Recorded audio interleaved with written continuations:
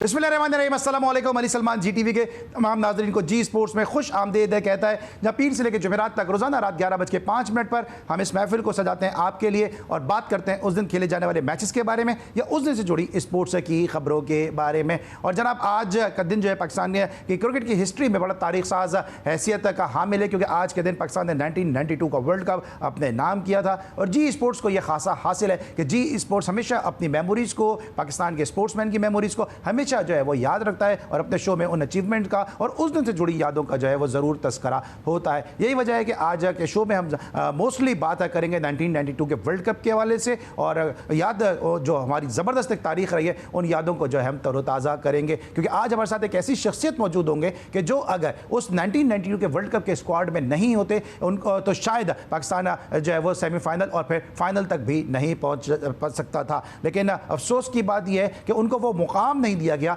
जिसको वो डिजर्व करते थे। एक अनसंग हीरो हैं, एक ऐसे हीरो हैं कि जिनकी कारकर्दगी का इतना सिला शायद नहीं मिला कि जितना उनको देना चाहिए था। आज के शो में ज़रा हम उनकी से कारकर्दगी को भी डिस्कस करेंगे और उनसे बात करेंगे कि क्यों कर उन्होंने जो पाकिस्तान के लिए एक मुख्तसर सी लेकिन एक ऐसी कारकर्दगी दिखाई जिसके बाद पाकिस्तान को उस टूर्नामेंट में मजीद आगे जाने का मौका मिला। लेकिन सबसे पहले प्राइम का फॉर्मेट, आज की टॉप स्टोरीज।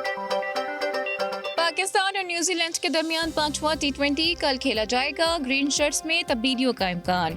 न्यूजीलैंड ने 5 मैचेस की सीरीज में 3-1 से फैसलाकुन बर्तरी हासिल की। नौजवानों पर मुश्तमिल टीम है, सीरीज हार गए हैं, किसी टूर्नामेंट से आउट नहीं हुए। कोशिश होगी सीरीज 3-2 करके जाएं। Bowling coach Azhar Mahmood. पाकिस्तान के खिलाफ वनडे सीरीज के लिए न्यूजीलैंड के स्क्वाड का ऐलान। पाकिस्तानी निशात मोहम्मद अब्बास की भी स्क्वाड में शामिल। न्यूजीलैंड की क़यादत टॉम लैथम करेंगे। अगर उमर को लगता है कि उसकी क्रिकेट बाकी है तो इसे बिल्कुल खेलना चाहिए। वो डोमेस्टिक में परफॉर्म करके टीम में शामिल हो सकते हैं। Sarfaraz Ahmed. PCB medical panel की जेर निगरानी फ़खर जमान का NCA में रिहैब जारी। फ़खर जमान का ईद के बाद बैटिंग प्रैक्टिस का बाकायदा आगाज करने का इम्कान। PSL की चमचमाती ट्रॉफी का शहर शहर सफर जारी। PSL ट्रॉफी की इस्लामाबाद में रोनुमाई। इस्लामाबाद की सबसे ऊंची इमारत पर इस्लामाबाद यूनाइटेड के मैस्कॉट ने ट्रॉफी उठाई। साबिक कप्तान तमीम इकबाल ICU में ज़ेर इलाज। बांग्लादेशी क्रिकेटर के लिए 24 घंटे अब भी अहम करार। तीसरे मास्टर्स कप टेनिस का इस्लामाबाद में आगाज हो गया है। इवेंट में पाकिस्तान हॉकी फेडरेशन के सदर असाम उल हक के साथ मुल्क भर से टॉप 8 मर्द और खवातीन प्लेयर्स शामिल हैं। और रमजान में पहली बार टॉप प्लेयर्स का टेनिस टूर्नामेंट करवा रहे हैं। क्रिकेट के बाद टेनिस को दूसरा मकबूल तरीन खेल बनाएंगे असाम उल हक। नाज़रीन, थी आज की टॉप स्टोरीज और टॉप स्टोरीज में आपने देखा कि तमीम इकबाल इस वक्त भी ICU में ज़ेर इलाज हैं और कल भी हमने अपने शो में अपील की थी और आज भी जी स्पोर्ट्स के तवज्जुद से हम तमाम क्रिकेट लवर से अपील करेंगे कि तमीम इकबाल की सेहत के लिए अल्लाह ताला उनको जल्द से जल्द सेहत कामला अता फरमाए, उनको जल्द से जल्द शिफा अता फरमाए। हम दुआ की अपील करते हैं क्योंकि दुआ किसी की भी जो है वो किसी भी वक्त जो है वो लग सकती है और हम सब चाहते हैं कि तमीम इकबाल जैसा ब्लास्टर बैट्समैन जो है एक दफ़ा फिर क्रिकेट के मैदानों में हमें नज़र आए। लेकिन साथ साथ जो है क्रिकेट की बात तो कर रहे हैं, लेकिन हम जी स्पोर्ट्स में दीगर खेलों को भी डिस्कस करते हैं। तो एक बड़ी एक अफसोसनाक खबर आई है हॉकी के हवाले से कि मलेशिया में जो एक बड़ा मशहूर ज़माना टूर्नामेंट होता है Azlan Shah hockey tournament apo में ये टूर्नामेंट खेला जाएगा और इस टूर्नामेंट में पाकिस्तान जो गुज़िश्ता टूर्नामेंट की सेमीफाइनल की सिल्वर मेडलिस्ट टीम है उसको जो है शिरकत का जो है वो दावतनामा नहीं मिल सका। और यही नहीं बल्कि जापान जो उस टूर्नामेंट की फातिह टीम थी उसको भी जो है वो उस टूर्नामेंट में शिरकत का मौका इस साल नहीं दिया जा रहा। इसके पीछे क्या अवामिल कार फरमाए इसको भी आज के शो में हम डिस्कस करेंगे। लेकिन इस वक्त मेरे साथ मौजूद हैं unsung hero of 1992 world cup Waseem Haider साहब। उनको शो में खुश आमदेद कहते हैं। अस्सलाम वालेकुम वसीम भाई। जी वालेकुम सलाम। जी अली भाई कैसे हैं, खैरियत से? मैं बिल्कुल ठीक हूँ सर। आपने बड़ी ज़बरदस्त परफॉर्मेंस दी और मैं बार बार अपने शोज़ में ये बात कहता हूँ कि अगर उस स्क्वाड में वसीम हैदर नहीं होते तो पाकिस्तान जो है वो वर्ल्ड कप नहीं जीत सकता था। लेकिन क्या आपको लगता है ऐसा कि जो है वसीम हैदर साहब को वो रिवॉर्ड नहीं दिया गया और बिल्कुल इस तरह से हुआ जिस तरह तौसीफ भाई का जो सिंगल रन है उस तरह से आपकी उस कारकर्दगी को नहीं सराहाया गया, जिस तरह जावेद मिजाज साहब के छक्के को सराहाया गया, जिस तरह पाकिस्तान ने वर्ल्ड कप जीता, वसीम हैदर साहब को वो रिवॉर्ड नहीं मिल सका? नहीं अली भाई ऐसी कोई बात नहीं, अल्हम्दुलिल्लाह मैं अभी तक क्रिकेट के साथ मुंसलिक क्रिकेट की खिदमत कर रहा हूँ। क्रिकेट ने ही मुझे बहुत कुछ दिया है तो अल्लाह का बड़ा शुक्र है। हाँ, ये है कि मैं जितना मुझे खेलने चाहिए थी क्रिकेट, जो मेरी डोमेस्टिक में परफॉर्मेंसेस थी, उस हिसाब से जो मेरे कोलीग्स थे जो ऑलराउंडर कंसीडर हो रहे थे उस वक्त, वो काफ़ी खेले क्रिकेट पाकिस्तान के लिए, तो मुझे उतनी ज़्यादा नहीं खेल सका मैं उसमें। शायद मेरा अपना भी कसूर होगा कि मैं उतना अपने आप को कंसिस्टेंट नहीं रखा। परफॉर्मेंस तो डोमेस्टिक में होती रही, लेकिन फिटनेस वाइज और तवज्जो जो एक फोकस चाहिए, शायद वो फोकस उस तरह नहीं था। जो कि कम बैक तो देखिए प्लेयर्स के होते रहते हैं, कम बैक्स तो करते हैं। आपने देखा है कि हिस्ट्री में कितने प्लेयर्स ने कितनी दफ़ा कम बैक किया है। तो मैंने शायद उस तरह सोचा नहीं कि मैं कम बैक करूँ, तो जो कि हो सकता था, इजीली हो सकता था, अब मैं रियलाइज करता हूँ। लेकिन मेरी शायद तवज्जो दूसरी तरफ होगी, इंग्लैंड में खेलना और बांग्लादेश की तरफ खेलना।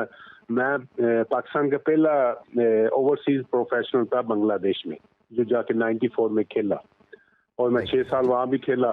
तो शायद उन चीज़ों पे मैंने ज़्यादा फोकस कर लिया बजाय कि मैं कम बैक का सोचता। ठीक है, जरा 92 के वर्ल्ड कप की तरफ वापस आते हैं। आपके कमबैक पे भी मैं आता हूं। जरा 92 के वर्ल्ड कप की तरफ वापस आते हैं। किस तरह से आपका सिलेक्शन हुआ था इस 92 के वर्ल्ड कप के स्क्वाड में? क्योंकि इससे पहले भी मुझे याद है कि आप 89 में आप बिल्कुल जहाज में जो सीढ़ियां चढ़ते चढ़ते रह गए थे और 11th आवर पे आकिब जावेद टीम का हिस्सा बन गए थे।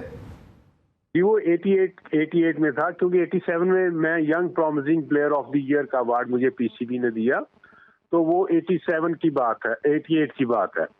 तो मेरा सिलेक्शन होगी, क्योंकि मैं डोमेस्टिक में टॉप परफॉर्मर था उस वक्त ऑलराउंडर में।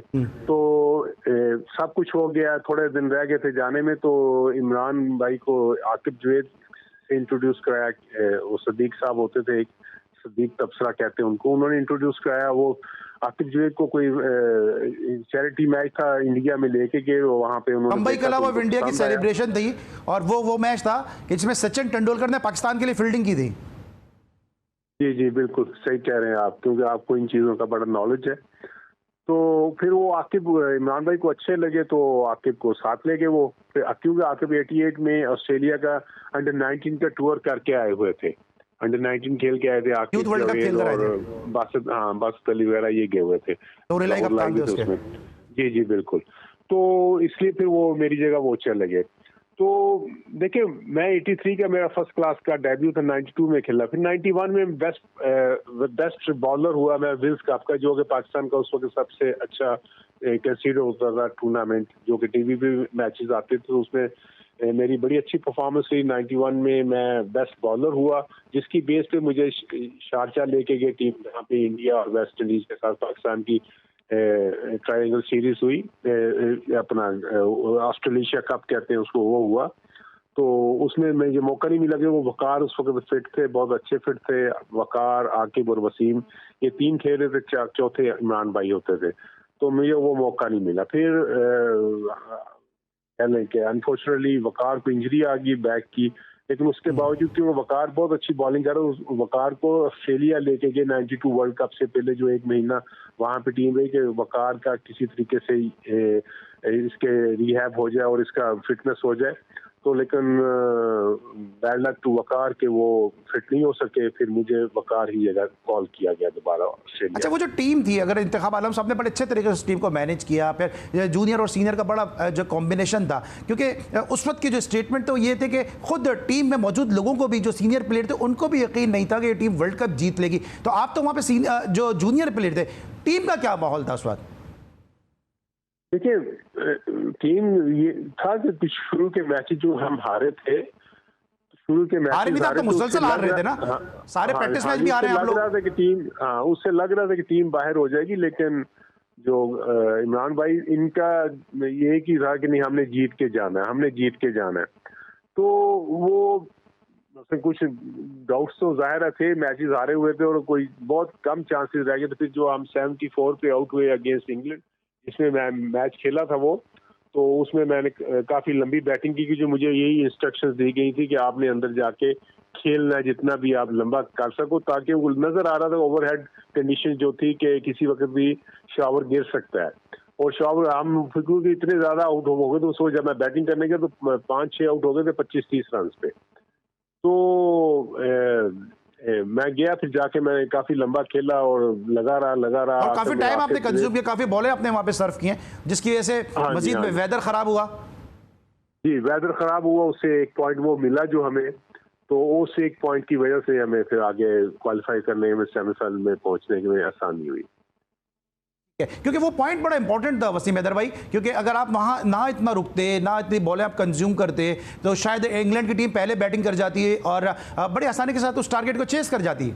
हाँ जी, 45-46 रन वो कर चुके थे, बाकी पीछे 25-30 रन रह गए थे। तो अगर थोड़ा सा और उनको टाइम मिल जाता तो वो जाहिर है कि इतने रन हो जाते वो तो, लेकिन वो अल्लाह ताला ने बस मेहरबानी की कि वहाँ पे एक पॉइंट जो हमें मिल गया, तो उसकी वजह से हमें फिर आगे सेमीफाइनल के लिए क्वालिफाई करने में आसानी होगी। और आपकी जो परफॉर्मेंस थी, इसी वजह से मैं आपको अपने मुख्तलिफ शोज में अनसंग हीरो कहता हूँ कि ना वहाँ पे आप इतना देर विकेट पे स्टे करते, ना बॉलें ज़ाया होती, ना टाइम ज़ाया होता, ना फिर वेदर मजीद ख़राब होता और फिर जो ये मैच जब एक पॉइंट से बराबर होता। क्या मैं जो बार बार ये बात कहता हूँ कि शायद रिवॉर्ड नहीं मिला, क्या आपको इस परफॉर्मेंस पे टीम की तरफ से, इंतखाब आलम साहब की तरफ से, मियादाद साहब की तरफ से या और जो सीनियर प्लेयर थे उनकी तरफ से कोई अप्रिसिएशन मिली? क्या माहौल था जब आप इतना टाइम गुजार कर आए, पाकिस्तान को एक पॉइंट मिला? नहीं, बिल्कुल मुझे अप्रिशिएट किया इमरान भाई ने, मुझे बड़ा शाबाश दी उन्होंने कि तुम बहुत अच्छा खेलो। फिर क्यों एक ओवर भी किया था, वो भी आपने जब मैच देखे होंगे उसके स्कोर कार्ड में, तो एक ओवर भी मैंने किया था क्योंकि वसीम और आकिब अपने स्पेल कर चुके थे। तो फिर शावर हुआ, हम बाहर चले गए, फिर दोबारा अंदर आए, तो अंदर आके अब वो बॉलिंग नहीं कर सकते, तो मुझसे वो ओवर करवाया गया। मुझे कहा गया कि आपने ये ओवर करना, कोशिश करनी है, एक तो टाइम कंज्यूम करें इस ओवर में, और दूसरा ये है कि रन नहीं देने। तो मैंने वो एक ओवर किया। रॉबिन स्मिथ और इयन बोथम दोनों अच्छे हार्ड हिटर थे, वो एक ओवर में मैंने 1 रन दिया था। तो और मैंने टाइम अच्छा लिया उस ओवर में करने को, 6 मिनट के करीब मैंने वो टाइम लिया उसमें। तो जैसे 6 मिनट तो ओवर खत्म हुआ, तो फिर बारिश शुरू हो गई और उसके बाद मैच दोबारा नहीं हुआ। अच्छा, आखिरी सवाल है 92 के हवाले से कि आज 25 मार्च है जहां पाकिस्तान जीता है, लेकिन इससे पहले वहां पे एक मैच हुआ था जिसमें मियादाद साहब का जो आपका आखिरी मैच था, मियादाद साहब का और किरण मोरे साहब का भी एक तनाज़ा हुआ था वहाँ पे। उस वक्त जो ड्रेसिंग रूम में क्या माहौल चल रहा था, कि क्या कोई टेंस सिचुएशन थी इंडिया के साथ जिसकी सिचुएशन में सारा मामला हुआ था? नहीं, ज़ाहिर सिचुएशन तो ऐसी थी कि उस वक्त पाकिस्तान को फिर थोड़ी सी स्ट्रगल करनी पड़ रही थी, आउट हो गए थे। तो जब मैं गया हूँ ना अंदर बैटिंग करने, तो जवेद भाई दूसरे एंड पे थे और जवेद भाई वेरी नेक्स्ट बॉल पे जवेद भाई आउट हो गए। वो जो किरण मोरे के साथ हुआ, किरण मोरे को वहां पे थोड़ा सा ना उनको मजाक के तौर पे उनका नाम रखा हुआ था, इस तरह मैंडे की तरह की उनको लुक देते थे लोग ना, ऐसे मजाक में कहते थे कि मैंडिक मैंड। तो जवेद भाई के साथ जो वर्बली उनकी थोड़ी सी फाइट हुई, तो वो पीछे से बोल रहा था जवेद भाई जब बैटिंग कर रहे हो, वो थोड़ा सा उनको डिस्टर्ब कर रहा था। कोई एक अपील हुई थी, वो आउट नहीं दिया गया जवेद को, अंपायर में जवेद भाई को। तो उसने किरण मोरे ने पीछे से कोई थोड़ा सा बोलना शुरू कर दिया, तो जवेद भाई ने एकदम बॉलर को रोका और फिर वो एक मैंने की तरह उछल के दिखाया उसको, थोड़ा सा उसका मजाक उड़ाया वहां पे। तो आपको पता है जवेद भाई इस तरह की हरकतें कर देते थे अक्सर, कई जगहों पे उन्होंने इस तरह के दूसरों को किया है। वो एक फन होता था, अच्छा एक सारी गैल होते थे, इस बात पे हंसते थे। और उस मैच में मुझे याद है वसीम हैदर साहब ने जडेजा को भी आउट किया। Thank you so much Waseem Haider साहब, हमारे साथ 92 के वर्ल्ड कप की मेमोरीज को यहाँ पे यकीनी तौर पे तरोताज़ा कर रहे थे, उन यादों को हम शेयर कर रहे थे अपने नाजरीन के साथ। और ये वही मैच है जहाँ पे जडेजा ने कहा था कि वसीम गेंद कर रहे थे और मोइन पकड़ रहे थे, मुझे तो समझ में नहीं आ रहा था क्या हो रहा है, और फिर वसीम हैदर साहब ने उनको आके आउट कर दिया। इस वक्त हम लेंगे ब्रेक, और जब ब्रेक के बाद हम वापस आएंगे तो मजीद बात करेंगे कुछ पाकिस्तान हॉकी के मामला के हवाले से भी, कल जो मैच खेला जाने वाला है उसको भी डिस्कस करेंगे। मिलते हैं छोटे से ब्रेक के बाद।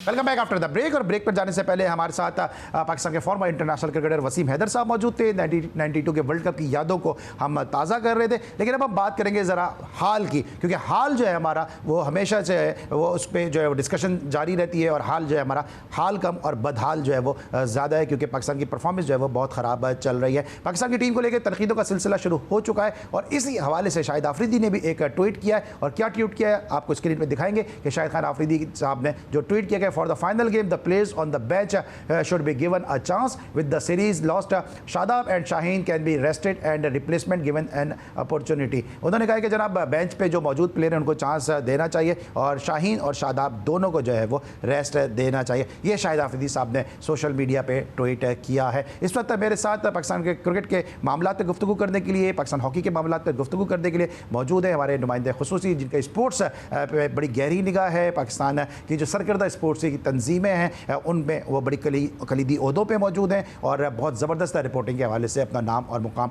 हासिल कर चुके हैं। असगर अजीम साहब ने हमें ज्वाइन किया, शो में खुशामदीद कहते हैं। अस्सलाम वालेकुम असगर अजीम साहब।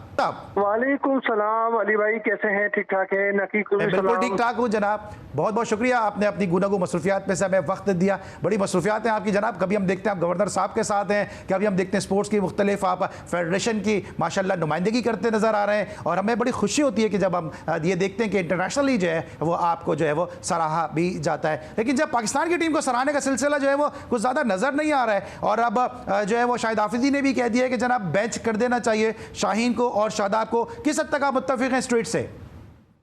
देखिए, मैं तो कहता हूं कि कुफर टूटा खुदा खुदा करके शाहिद आफरीदी दमाद के शहर से बाहर निकले और उन्होंने पहली बार सच्चा और खुला बयान ये दिया है कि जो है शाहीन को ड्रॉप कर देना चाहिए और शादाब का तो जिक्र ही नहीं, उसका तो कोई गिनती में नहीं है ना, वो तो भुगताया जा रहा है उसे तो।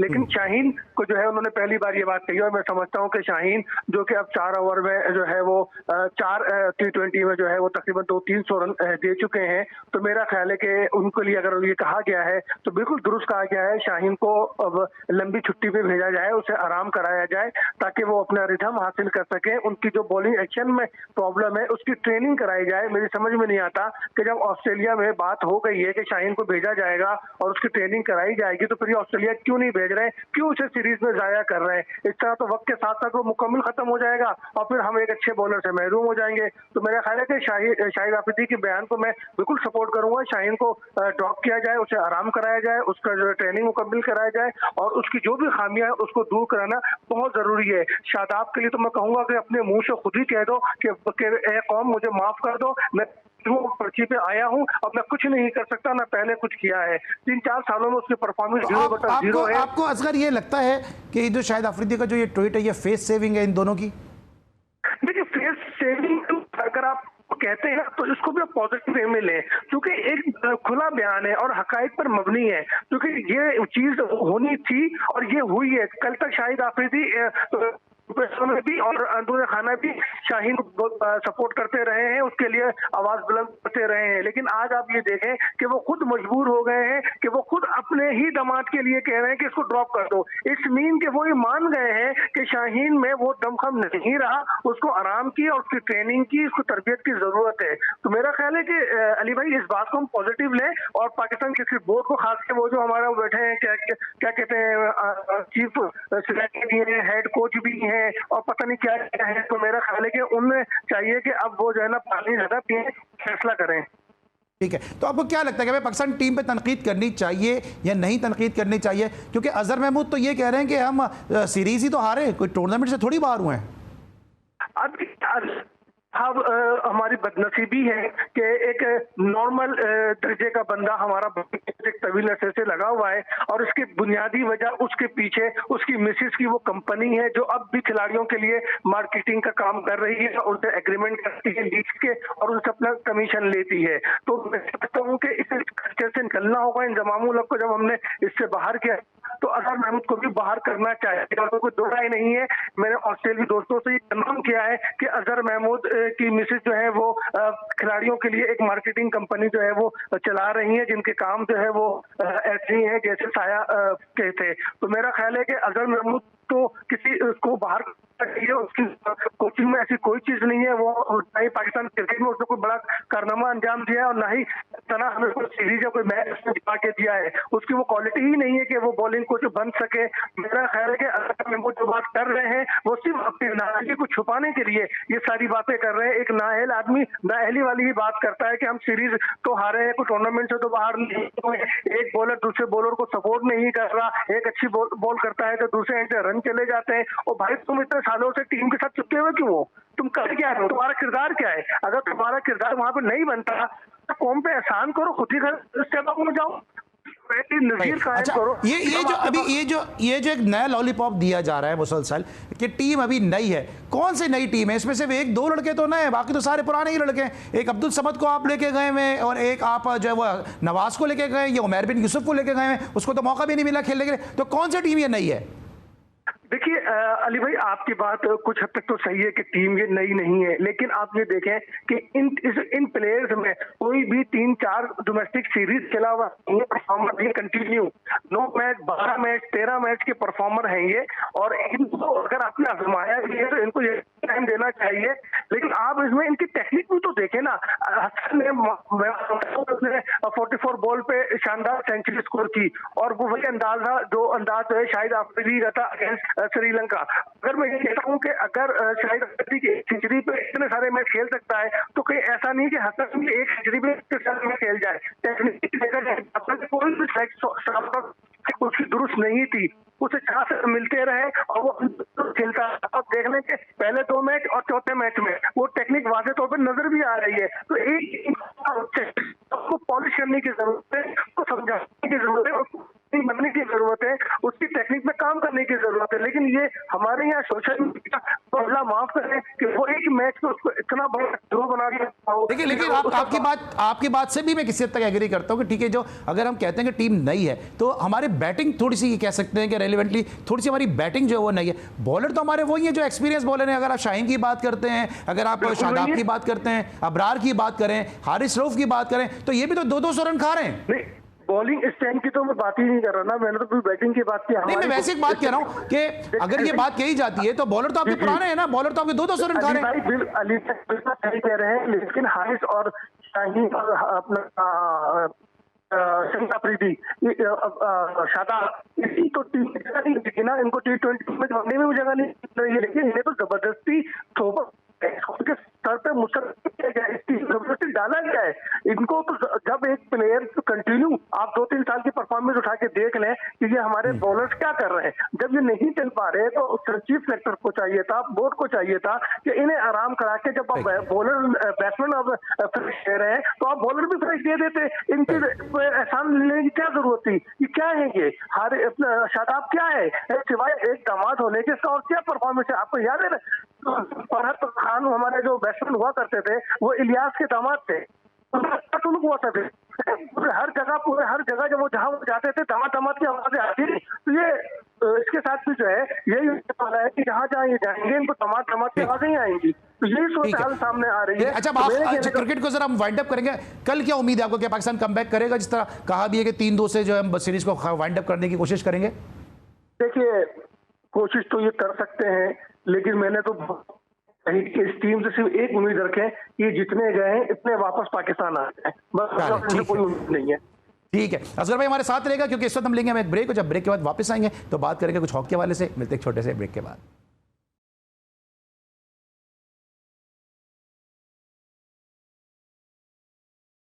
Welcome back after the break. और पाकिस्तान के पॉपुलर खेल क्रिकेट के बाद अब हम बात करेंगे पाकिस्तान के कौमी खेल हॉकी के बारे में, क्योंकि अफसोसनाक खबर यह है कि ईबो में जारी अजलान शाह हॉकी टूर्नामेंट में पाकिस्तान जो इस टूर्नामेंट इंडिया की फाइनलिस्ट टीम थी, सिल्वर मेडलिस्ट टीम थी, न सिर्फ उसको शिरकत का मौका नहीं मिल सका बल्कि जापान जो गोल्ड मेडलिस्ट टीम थी उसको भी शिरकत की दावत नहीं दी गई। हॉकी के मामला में बड़ी गहरी निगाह है असगर अजीम साहब की, उनसे हम जानेंगे कि यह मामला क्यों कर हुआ। असगर, क्या तफसीलात है इस हवाले से?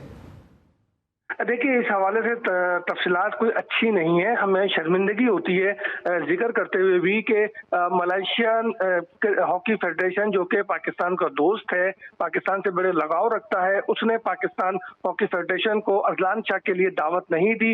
नवंबर के आखिर में ये टूर्नामेंट शेड्यूल है, हम लास्ट इवेंट के सिल्वर मेडलिस्ट थे, दावत क्यों नहीं दी? सबसे बड़ा सवाल ये था, जिस पर हमने तहकीक की, हमने मालूमात की, तो हमें पता ये चला कि खालिद सज्जाद खोकर के दौर से अब तक जो है पाकिस्तान हॉकी फेडरेशन मलेशिया की मकरूज है। कुछ वाजिबात हैं जहां वो वाजिबात अदा नहीं किए गए। खालिद सज्जाद खोकर जब लास्ट टाइम अपनी फैमिली के साथ गए थे तो उनको कहा गया था कि हमने आपको इनवाइट नहीं किया है, और जिन लोगों को इनवाइट किया है हम सिर्फ उसी को ही अकोमोडेट करेंगे। लेकिन वहां पर जो है जो उधार हुआ, जो कर्ज हुआ, वो खालिद सज्जाद खोकर ने अदा नहीं किए, और वहां पर जो है बातचीत के जरिए मामले को दबाया गया। उसके बाद जब तारिक बुक्ती और राना मुजाहिद लास्ट टाइम गए तो उस वक्त भी मलेशियन फेडरेशन ने ये कहा कहा कि ये अदायगियां कर दी जाए, लेकिन अदायगी नहीं की गई। खिलाड़ी जितने जाने थे उससे ज्यादा गए, जिसका मजीद बर्डन पड़ा।